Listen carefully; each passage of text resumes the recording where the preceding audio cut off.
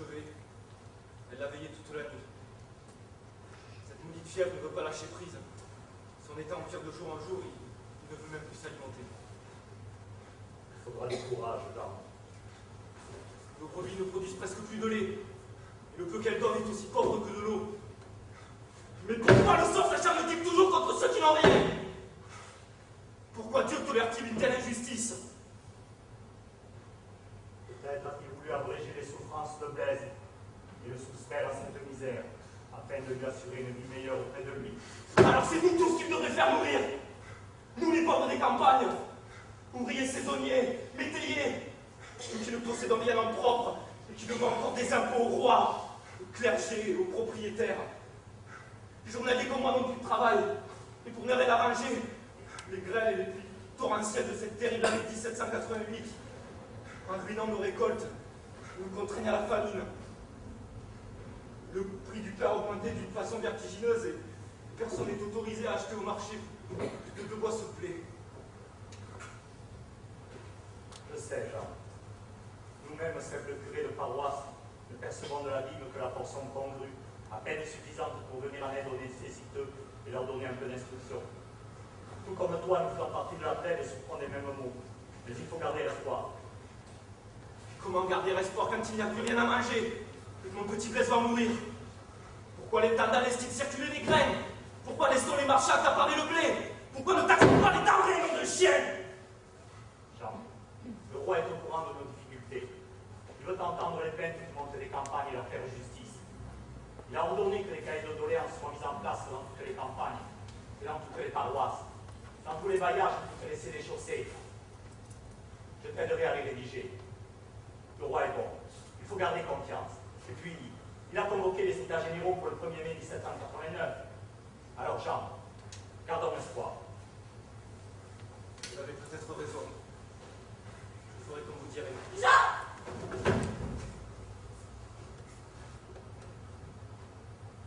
C'est fini.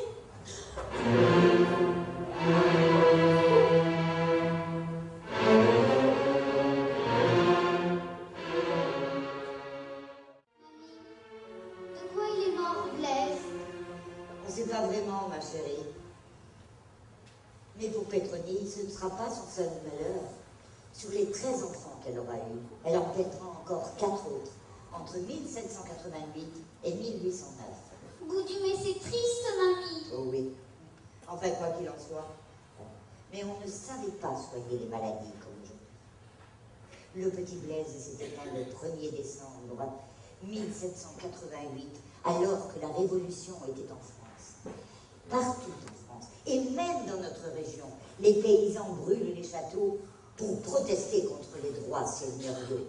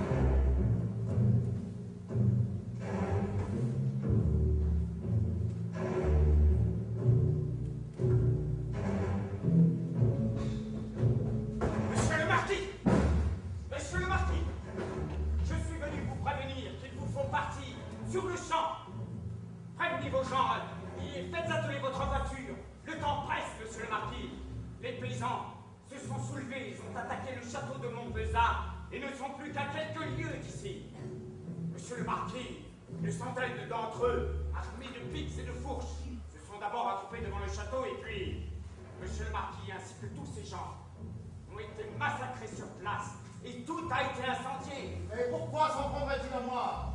Nous côtoyons ces paysans depuis près de 4 siècles et nous vivons en bonne intelligence avec eux. La plupart ont travaillé sur mes terres ou celles de mes ancêtres. Certains ont même acquis quelques parcelles où ils peuvent cultiver des céréales ou de la vigne tout ce que bon leur semble. Monsieur le marquis, il est vrai que vous avez eu des bontés pour eux et que beaucoup vous respectent et vous aiment. Mais les temps ont changé. Et puis, ceux qui ont pillé le château de Monsieur de Lestange ne sont pas forcément ceux que vous connaissez. Des mendiants, des bandits de franchemin viennent grossir leurs troupes et se montrent les plus féroces. Croyez-moi, monsieur le marquis, vous courez un grand danger en restant ici. Mais que se passe-t-il, monsieur de Maurienne? Madame, les paysans en colère ont attaqué le château de Montpezat et assassiné le marquis de Lestange. Partout dans le pays, on assiste à de pareils événements. Je suis venu convaincre monsieur, votre mari, de quitter les lieux au plus tôt. Et je vous prie, madame, je vous prie de m'assister dans mon entreprise auprès de lui. Monsieur, nous vous remercions de votre secours et savons reconnaître en vous l'homme d'honneur et de devoir. Mais je resterai jusqu'à la fin auprès de mon mari. Nos ancêtres, qu'ils soient gens d'épée ou de robe, se sont toujours comportés avec courage. Notre famille ne faillira pas à l'honneur. Monsieur le marquis, je vous en conjure, fuyez, ou au moins sauvez votre femme. Il a raison, madame. Il ne sert à rien de vous exposer ainsi. Couvrez vos épaules d'un manteau et suivez le chevalier. Faites ce que je vous dis. Mais monsieur, je vous en prie. Allez maintenant. Faites ce que je vous dis pour l'amour du ciel et pour l'amour de moi. Monsieur le marquis, il faut faire vite. Partez maintenant. Prenez soin de ma femme, longez les écuries et sortez par la cour nord du château. Marquis, je vous garde. Madame!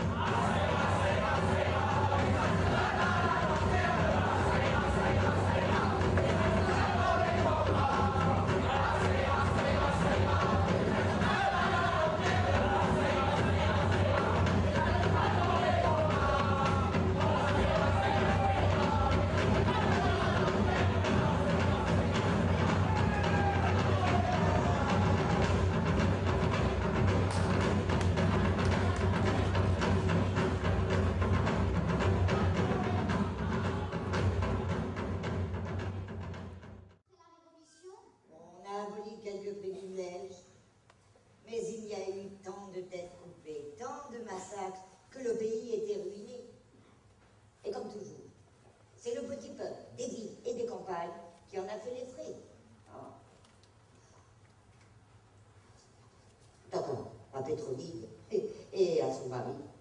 Ils ont dû reprendre une vie très dure, comme tous les autres paysans, faire face aux mauvaises récoltes et aux augmentations de toutes sortes. Mais c'est quand qu'elle fait les chapeaux, Pétronie? Attends, j'allais y arriver. Ah ben voilà, tu m'as coupé, moi j'ai vu où je suis. Attends. Ah oui. Je te disais que Pétronie et Jean avaient repris une vie difficile. Jean a continué à travailler sa terre et elle à s'occuper de ses moutons. Jusqu'au jour où elle a eu l'idée de revenir au ruisseau de la Jonquéralade, comme elle avait coutume de le faire lorsqu'elle était enfant. Ah oui. Et c'est là qu'elle a eu une illumination.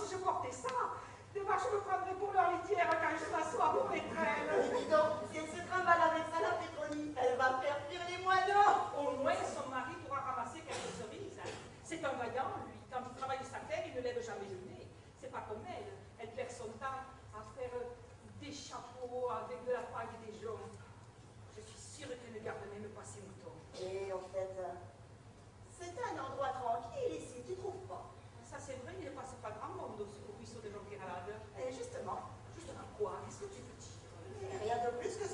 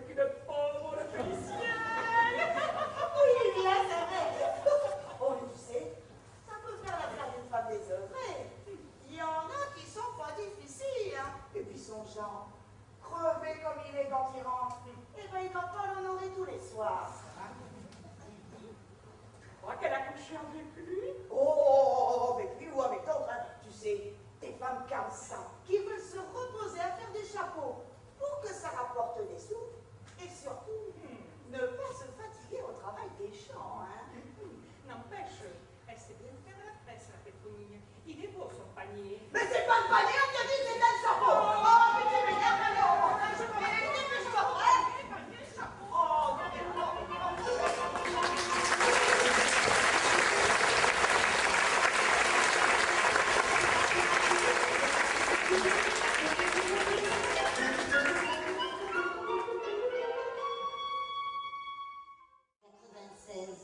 que Petronigue a l'idée de créer son premier atelier. Ce sont essentiellement les femmes et les enfants qui travaillent à la confection de la tresse. Ce travail se fait à la tâche. On tresse au package, à la veillée.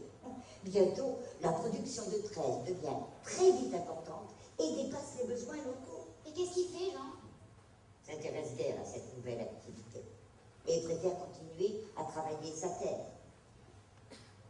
Mais il meurt en 1818. Mais quelques mois plus tard, Pétronille fera la rencontre de celui qui va devenir son second époux, Flavien Weiss. Ah oui, c'est un cultivateur aisé. Très vite, la petite industrie fait école. Des ateliers de montage fleurissent à cette fond. Ah oui.